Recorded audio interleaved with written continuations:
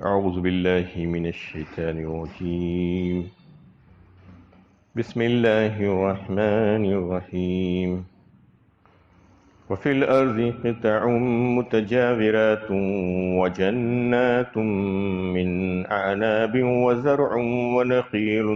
صنوان وغير صنوان يسقى بماء واحد ونفضل بعضها على بعض في الأكل إن في ذلك لآيات لقوم يعقلون۔ اور دیکھو زمین میں ایک دوسرے سے ملے ہوئے خطے ہیں، انگور کے باغ ہیں، کھیتیاں ہیں اور کھجور کے درخت ہیں، اکھیرے بھی اور جڑ سے ملے ہوئے بھی، سب ایک ہی پانی سے سیراب ہوتے ہیں، مگر مزے میں ہم ایک کو دوسرے سے بہتر بناتے ہیں۔ یقیناً اس بات میں ان لوگوں کے لیے نشانیاں ہیں جو عقل سے کام لیتے ہیں۔ یہ سورہ رعد کی 34 آیت ہے۔ اس سے گزشتہ آیتوں میں اللہ تعالیٰ کی قدرت کی نشانیوں کی طرف توجہ دلائی جا رہی تھی۔ پچھلی آیت میں بھی زمین کے بے شمار فوائد، اور سب سے بڑا فائدہ تو یہ کہ اللہ تعالیٰ نے زمین کو اربوں اربوں انسانوں کے رہنے بسنے کی جگہ بنا دی، اور پھر ان کے مرنے کے بعد اسی زمین کے اندر ان کے گڑنے کا انتظام بھی کر دیا، اور پھر اسی زمین کے اوپر ان کے باقی رہنے کے لیے جو چیزوں کی ضرورت تھی وہ ساری چیزیں بھی پیدا فرما دی۔ پانی بھی اللہ تعالیٰ نے ان کو عطا فرما دیا، اور زمین کی پیداوار جو جوڑے جوڑے کی شکل میں ہوتی ہے اور دیگر ساری چیزیں ان کو مہیا فرما دی۔ اس کا تذکرہ اللہ تعالیٰ کی عظیم قدرت کی نشانیوں کے طور پر کیا گیا تھا، اور اس آیت میں بھی چند ایک زمین کے متعلق جو چیزیں ہیں جو قدرت کی نشانیاں ہیں اس کا تذکرہ آیا ہے کہ سب سے پہلی بات یہ کہ وہ فی الارض قطع متجاورات، متجاورات کہتے ہیں ملے جلے، متصل جسے کہا جاتا ہے، بالکل قریب قریب، تو زمین میں ایک دوسرے سے ملے ہوئے خطے ہیں، یہ فرمایا جا رہا ہے۔ حالانکہ ایک دوسرے سے ملے ہوئے ہیں، لیکن ایک خطہ جو ہے سرسبز و شاداب ہوتا ہے، ایک حصہ زمین کا خوب پیداوار لاتا ہے، ہرا بھرا رہتا ہے، اور بالکل اس سے ملا ہوا ایک زمین کا ایک خطہ ہوتا ہے جو بالکل بنجر، کچھ بھی پیداوار نہیں لاتا۔ یہ اللہ کی شان ہے کہ ایک ہی زمین سے ایسی ایسی چیزیں جو ہے پیدا ہو جاتی ہیں کہ ایک زمین سے کچھ بھی پیدا نہیں ہوتا، بنجر پڑی ہوئی ہوتی ہے، خشک ہو جاتی ہے، اور اس کے بازو ہی کی زمین، متصل زمین سرسبز و شاداب ہو جاتی ہے۔ اور پھر فرمایا گیا کہ ان سے وجنات من اعناب، باغات ان سے نکلتے ہیں انگوروں کے، وزرع اور کھیتیاں، ونخیل اور کھجور، صنوان وغیر صنوان، فرمایا کھجور کے باغات جو درخت ہوتے ہیں وہ بھی دو قسم کے ہوتے ہیں، ایک وہ جن کی جڑ سے ایک ہی تنا نکلتا ہے، دوسرے وہ جن کی جڑ سے دو یا زیادہ تنے نکلتے ہیں۔ اور اس کا ایک مطلب یہ بھی ہے کہ ایک تنے والے درخت، جیسا کہ کھجور کا درخت عام طور پر جو ہوتا ہے، اور بعض دوسرے درخت بھی ہوتے ہیں، لیکن زیادہ تر جو ہے کئی ایک شاخوں والے درخت ہوتے ہیں، جیسے آم کا درخت، جام کا درخت، انجیر کا درخت، اس میں کئی کئی شاخیں نکلتی ہیں۔ اس کا مطلب یہ بھی ہے کہ صنوان وغیر صنوان، اس کے فوراً بعد فرمایا یسقا بماء واحد، سب ایک ہی پانی سے سیراب ہوتے ہیں۔ یہ کیسی شان ہے اللہ رب العزت کی کہ ایک ہی زمین، ایک ہی پانی، ایک ہی آب و ہوا، سورج کی شعائیں ایک ہی، چاند کی کرنیں ایک ہی، لیکن کیسی کیسی چیزیں زمین سے نکالتے ہیں۔ کہیں پر آم نکلتا ہے، کہیں پر کھجور نکلتا ہے، کہیں پر جام نکلتا ہے، کہیں پر انجیر نکلتا ہے۔ ایک موسم میں ایک چیز نکلتی ہے، دوسرے موسم میں دوسری چیز نکلتی ہے، کہیں پر کھیتیاں نکلتی ہے، کہیں پر چاول، اور کہیں پر گیہوں، کہیں پر دوسری چیزیں، کہیں پر ترکاریاں۔ یہ سب اللہ کی شان ہے۔ یہ تنوع اور اختلاف جو ہے اس خیال کی تردید کے لیے کافی نہیں ہے کہ یہ کائنات اتفاقی حادثے کے طور پر وجود میں نہیں آئی ہے، بلکہ اس کے پیچھے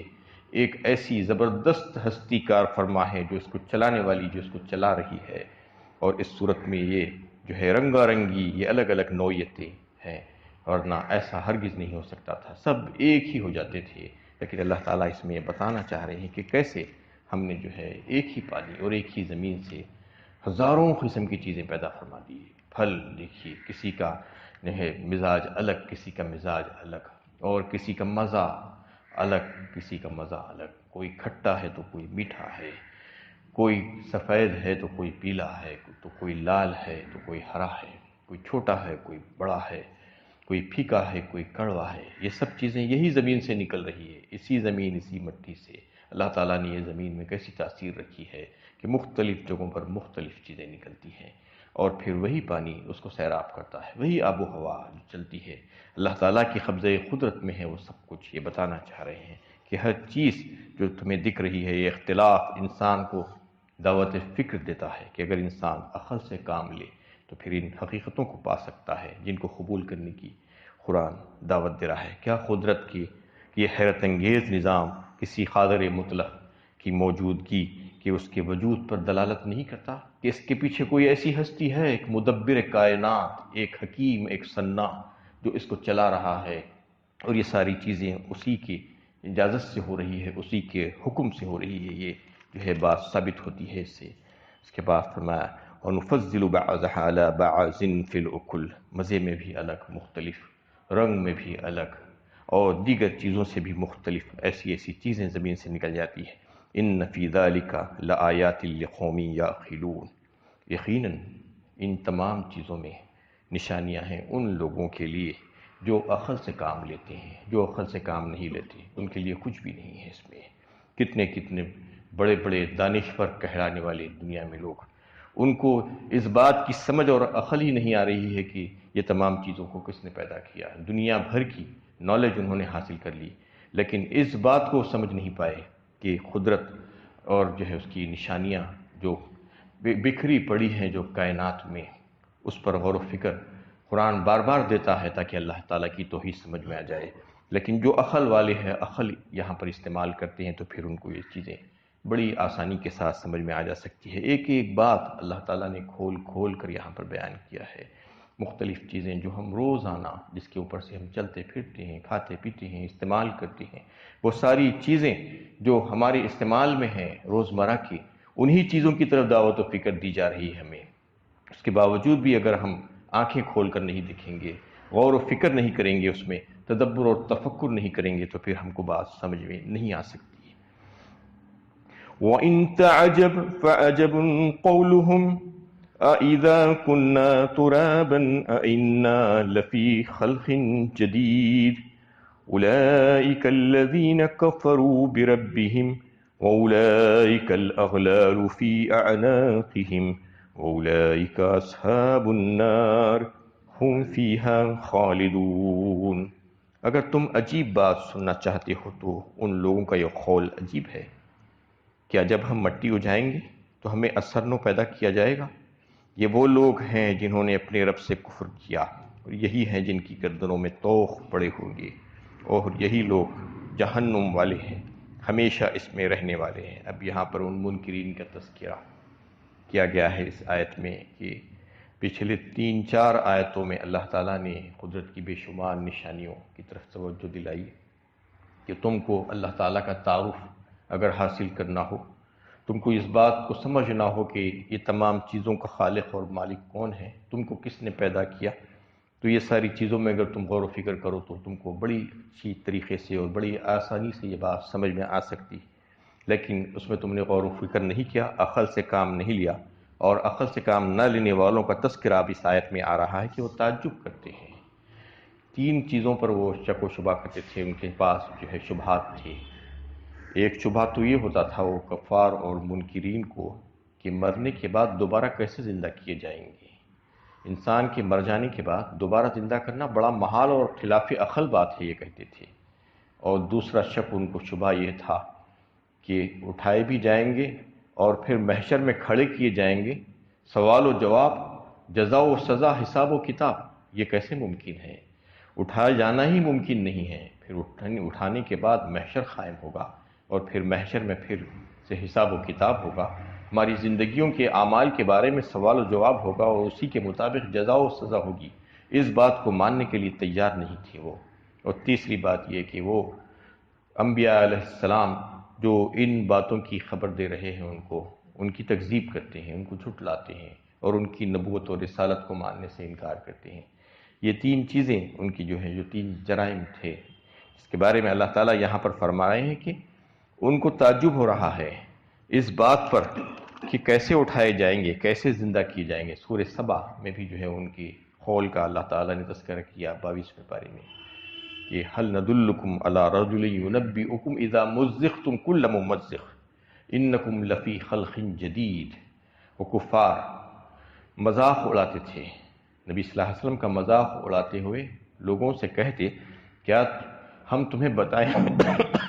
ایک ایسے آدمی کا پتہ، ایک ایسے شخص کا پتہ، هل انبئکم علی مزقتم کل ممزق علی رجل ینبئکم اذا مزقتم کل ممزق، جو تم کو یہ کہتا ہے، تم کو یہ خبر دیتا ہے کہ تمہارے مر جانے کے بعد، مٹی میں رل مل جانے کے بعد، ہوائیں تم کو لے کر کہاں سے کہاں پہنچا دینے کے بعد پھر سے اکثر نو تم کو جو ہے دوبارہ پیدا کر دیا جائے گا، زندہ کر دیا جائے گا، کیا ایسے شخص کا ہم تم کو پتہ بتائیں؟ یہ مزاح کرتے ہوئے جو ہے لوگوں سے کہتے تھے انکم لفی خلق جدید، ایسا کہتا ہے ایک انسان۔ تو پھر اس میں فرمایا گیا اللہ کے نبی صلی اللہ علیہ وسلم سے یہ خطاب کرتے ہوئے کہ آپ کو کیا اس بات پر تعجب ہوتا ہے کہ آپ کو اللہ تعالیٰ نے اس قدر معجزات دے کر جو ہے بھیجا ہے، اور پھر اللہ تعالیٰ کی جو ہے بے شمار نشانیاں آپ کے اوپر واضح کی گئی، واضح نشانیاں آپ کی نبوت کی دلیل کے طور پر،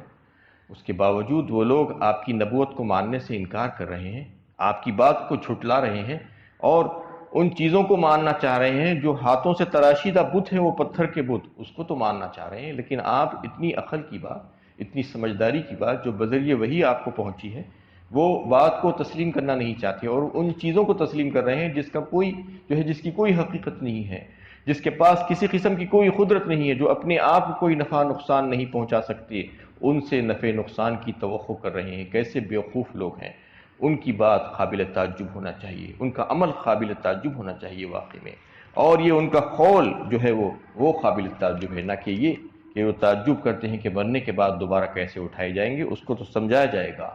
پہلے تو ان کا یہ جو قول ہے کہ مرنے کے بعد کیسے اٹھائے جائیں گے، اور پھر کیسے زندہ کیے جائیں گے، اور کیسے پھر ان کو جوڑ دیا جائے گا، پھر دوبارہ کھڑا کر دیا جائے گا، یہ بات قابل تعجب ہے، اس لیے کہ اس سے پہلے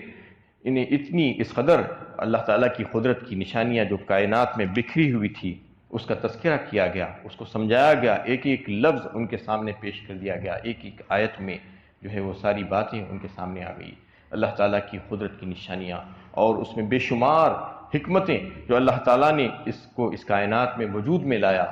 جو عدم سے وجود میں لایا، جو پہلے سے نہیں تھی اس کو پیدا فرما دیا، ان ساری چیزوں کو، اور اس کا اگر احاطہ کرنا چاہے انسان، ادراک کرنا چاہے تو نہیں کر سکتا، کوئی اس کا احاطہ نہیں کر سکتا کہ کتنی چیزیں اللہ تعالیٰ نے پیدا فرمائی ہے اس کائنات میں۔ اور ایک بات یہ کہ اس کو سمجھانے کے لیے کہا گیا کہ اگر جو ہے انسان اس بات کو اچھی طریقے سے سمجھ سکتا ہے کہ کوئی بھی چیز پہلی بار پیدا کرنا بہت مشکل ہے، پہلی بار بنانا کسی چیز کو جو کہا جا سکتا ہے دنیا میں، ہمیں پیدا تو انسان کیا کر سکتا ہے، بناتا ہے، جوڑتا ہے، صرف توڑ جوڑ کرتا ہے، ادھر سے ادھر، ادھر سے ادھر، جو چیزیں پہلے سے موجود ہیں اس ہی کو جو ہے ملا لیتا ہے۔ ڈسکور کرنا جو بولتے ہیں، انوینٹ کرنا جو بولتے ہیں، انوینشن نہیں کر سکتا، ڈسکور کر سکتا خالی بس۔ انوینشن، انوینٹر تو اللہ تعالیٰ ہے، ساری چیزوں کا خالق، مدبر، صانع، جو پیدا کرنے والی جو ذات ہے وہ صرف اور صرف اللہ تعالیٰ کی ہے۔ اسی نے سارے مادے پیدا کر کے دنیا میں رکھ دیے ہیں، تو پھر اسی کو جوڑنے کی کوشش کرتا ہے، تو جوڑنے کی کوشش میں کس قدر محنت اس کو کرنا پڑتا ہے، اور کتنی تکلیفیں اٹھاتا ہے، کتنی زندگی اپنی لگاتا ہے اس کے پیچھے۔ ایک چھوٹی چیز سے لے کے بڑی چیز کا آپ اندازہ کیجیے، سوئی سے لے کے ایئر کرافٹ تک، میزائل تک جو ہے ڈیزائن کرتا ہے، تو اس کو کتنا وقت لگ جاتا ہے، کتنی تکلیفیں اٹھا کر اس کو بناتا ہے، پھر اس کے بعد اس کو ٹیسٹ کرتا ہے کہ واقعی میں وہ صحیح بنا یا نہیں بنا ہے۔ اس کو بنانے کے لیے کئی کئی سال لگتے ہیں، اس کے بعد پھر ایک وقت بن گیا اور اس کی ٹیسٹنگ ہو گئی، اس کی ڈیزائننگ ہو گئی، تو پھر اس کے بعد اس کو سووں ہزاروں لاکھوں کروڑوں بنانا بہت آسان ہو جاتا ہے۔ اس کا ہزارواں حصہ بھی نہیں لگتا اس وقت کا اس کے پیچھے، کیونکہ ایک وقت بن گیا ہے، اس کے بعد بنانا بہت آسان ہو جاتا ہے، کیونکہ اس کی ڈیزائننگ اس کے پاس اب آ چکی ہے، اور پھر دوبارہ بنانا اس کے لیے بالکل آسان ہے۔ ایسا ہی معاملہ اللہ تعالیٰ کی طرف کر کے کیوں نہیں دیکھتا کہ اللہ تعالیٰ نے پہلی بار یہ ساری کائنات کو وجود میں لایا ہے۔ یہ اس بات کے قائل ہیں یہ کفار اور منکرین نے بھی، کوئی یہ نہیں کہتا کہ ہم نے اس کو پیدا کیا ہے، ہم نے اس کو پیدا کیا ہے، کسی کا یہ دعویٰ نہیں ہے دنیا کا۔ دنیا کی ایک چھوٹی سی چھوٹی چیز کے بارے میں بھی کسی نے ابھی تک دعویٰ نہیں کیا۔ یہ جتنے ان کے معبودان باطلہ ہیں کسی نے بھی دعویٰ نہیں کیا، یہ لوگ ان کے ساتھ منسوب کرتے ہیں وہ چیزوں کو۔ کوئی یہ نہیں کہا کہ میں نے ایک مچھر بھی بنایا ہے، ایک مچھر کا پر بنایا ہے۔ یہ صرف اور صرف اللہ تعالیٰ ہی ہے خالق کائنات۔ تو پھر یہ بات کو تسلیم کرتے ہیں، قائل ہیں کہ یہ ساری چیزیں اللہ تعالیٰ ہی نے بنائی ہے، اس کا خالق اللہ ہی ہے۔ یہ ساری کائنات، یہ کائنات میں ہزاروں مخلوقات اور دیگر چیزیں اس کے بنانے والی ذات اللہ تعالیٰ کی ہے۔ تو ایک وقت جب وہ بنا چکا ہے تو دوسری وقت بنانا کیا مشکل ہے؟ دنیا کا بھی تو یہی مثال ہے، یہی طریقہ ہے۔ دنیا میں بھی آسانی سے بن جاتی ہے بعد میں چیزیں، ایک وقت اس کی ڈائی بن گئی، اس کے بعد پھر جتنے چاہے بنا لو، ہزاروں لاکھوں بنا لو۔ تو ایسا ہی جو ہے اللہ تعالیٰ جب ایک بار بغیر کسی نمونے کے بنائے ہیں، بدیع السماوات والارض، ان کے پاس کوئی نمونہ نہیں تھا بنانے سے پہلے۔ ہمارے پاس تو کچھ نہ کچھ نمونہ ہوتا ہے، کچھ نہ کچھ میٹر ہوتا ہے، مٹیریل ہوتا ہے، اس کے ذریعے سے ہم بناتے ہیں۔ اس وقت تو کچھ نہیں تھا اللہ تعالیٰ کے پاس، ساری چیزوں کو هو الاول والآخر والظاہر والباطن فرمایا سورہ حدید میں۔ وہی اول ہے، وہی آخر ہے، وہی ظاہر ہے، وہی باطن ہے۔ سب چیزیں اسی نے پیدا فرمائی ہے، کسی نے کچھ بھی پیدا نہیں فرمایا ہے، سب جوڑ رہے ہیں بس۔ تو پر جب یہ بات جو ہے اس بات کے قائل ہیں کہ یہ ساری چیزیں جو ہے اللہ تعالیٰ ہی نے پیدا فرمائی ہے، تو پھر دوبارہ کیوں پیدا نہیں کر سکتا؟ اس میں جو ہے ان کو جو شک ہوتا ہے وہ اس بات میں ہوتا ہے کہ مر جانے کے بعد انسان مٹی میں مل جاتا ہے، اس کے ریشے جو ہے اڑ جاتے ہیں، ہوائیں لے کر ان کو یعنی ہزاروں میل دور پھینک دیتی ہے، اور کئی ایک چیزیں ایسی ہیں جو ان کو وہاں پر رہنے نہیں دیتی، ٹکنے نہیں دیتی۔ ان کے مرنے کے بعد ان کے ذرات بکھر جاتے ہیں ساری دنیا میں۔ تو اس کے بعد وہ سارے ذرات کو کس طریقے سے جوڑا جائے گا، یہ اس کے بارے میں فکر مند رہتے ہیں کہ قیامت میں ایسا کیسے ممکن ہوگا؟ ہمارے سارے ذرات جو ہے بالکل ذرات کی شکل میں تھے، اس کے بعد ایک جگہ رکھے ہوئے بھی نہیں تھے، وہ کہاں کہاں چلے گئے نہیں معلوم، تو پھر اس کو کیسے جوڑا جائے گا؟ ایحسب الانسان ان لن نجمع عظاما بلا قادرین علی ان نسوی بنانا، سورہ قیامہ 29ویں پارے میں اللہ تعالیٰ جو ہے سوال کر رہے ہیں ان کفار اور منکرین سے، کیا انسان یہ سمجھتا ہے کہ ہم اس کے ہڈیوں کو نہیں جوڑیں گے، اس کی ہڈیوں کو برابر نہیں کر دیں گے؟ بلا قادرین علی ان نسوی بنانا، ہاں بلکہ ہم جو ہے اس بات کی قدرت رکھتے ہیں کہ اس کے پور پور کو درست کر دیں۔ یعنی پور کا مطلب یہ ہے کہ ہاتھ پہ جو نشانات ہوتے ہیں انگلیوں کے، فنگر پرنٹس جسے کہا جاتا ہے، تھمب امپریشن، اس کو تک درست کر دیں گے۔ اتنی باریک اور لطیف رگیں اور ہڈیاں جو صرف اوپر سے جو ہے ایک ڈیزائن کے طور پر نظر آتی ہے، جس کو آج آئیڈینٹی کے طور پر استعمال کیا جاتا ہے۔ ہر انسان کی الگ الگ ہے، اربوں خربوں انسانوں کو اللہ تعالیٰ نے پیدا فرما دیا، کسی کی ایک دوسرے سے ملتی ہوئی نہیں ہے، اس لیے اس کو ایک آئیڈینٹی بنا دیا گیا ہے۔ وہ تک درست کر دیں گے یہ بتا رہے ہیں اللہ تعالیٰ۔ تو بڑی بڑی چیزیں تو چھوڑ دو، تمہاری ہڈیاں اور تمہارے دیگر اعضاء، ہم صرف یعنی وہ نہیں بلکہ پور پور درست کریں گے تمہیں۔ بلا قادرین علی ان نسوی بنانا، تو یہ کیسے درست کریں گے؟ اور پھر تمہارا وجود جو اب موجود ہے اس میں کیا کیا چیزیں ہیں اور کہاں سے تم آئے، انشاءاللہ اس پر ابھی مزید گفتگو ہونی باقی ہے۔ اللہ تعالیٰ سے دعا ہے کہ اللہ تعالیٰ میں صحیح علم و عمل کی توفیق عطا فرمائے۔